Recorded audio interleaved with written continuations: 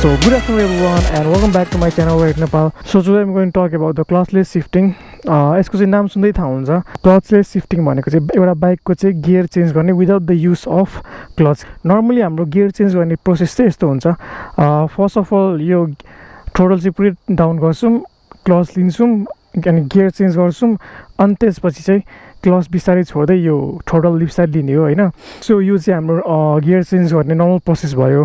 Clutchless शिफ्टिङ भनेको चाहिँ gear change गर्दाखेरि चाहिँ यो जुन हामीले क्लच लिन्छौँ नि यो क्लच चाहिँ फुल्ली एलिमिनेट गरिदिने के यो प्रोसेसमा. सो यसमा चाहिँ एउटा गियर युज गर्छौँ अनि एउटा यो थ्रोटल युज गर्छौँ.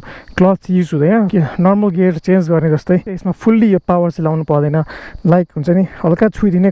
सो यो क्लचलेस शिफ्टिङको टेक्निक भनेको चाहिँ थ्रोटल चाहिँ बिस्तारै छोड्ने हो, फुल्ली डाउन गर्ने, गियर सिफ्ट गर्ने अनि त्यसपछि टोटल फेरि लिने हो क्या. यो प्रोसेस चाहिँ हुन्छ नि लाइक विदिन ए मिली सेकेन्ड पुरै फास्ट हुन्छ कि.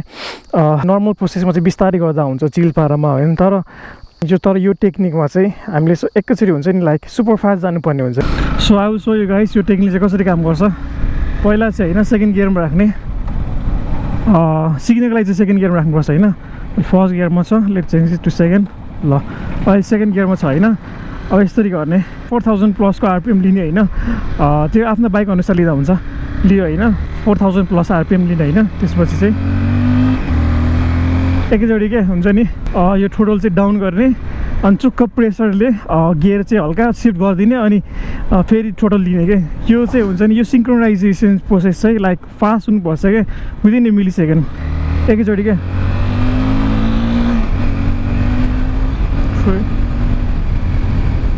सो स्पेसली यो टेक्निक चाहिँ सिटी राइड भन्दा पनि हुन्छ नि लङ राइड नत्र काहीँ सेटल राइड जाँदाखेरि मात्रै युज गर्छु. किन भन्दा हुन्छ नि लाइक काठमाडौँको रोड भनेको चाहिँ त्यही हो.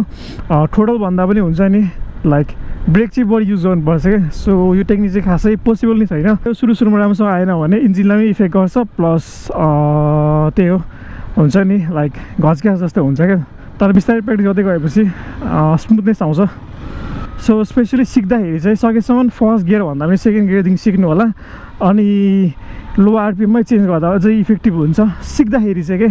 अब प्रायः राइडरहरूले भनिरहेको हुन्छ नि विदाउट क्लच गियर चेन्ज गर्यो भने चाहिँ इन्जिन सिज हुन्छ, बिग्रिन्छ भन्छ क्या. इफेक्ट गर्छ आएन भने त्यही हो सिक्नुपर्छ राम्रोसँग. अति नै ओह्रालो छ यहाँबाट त.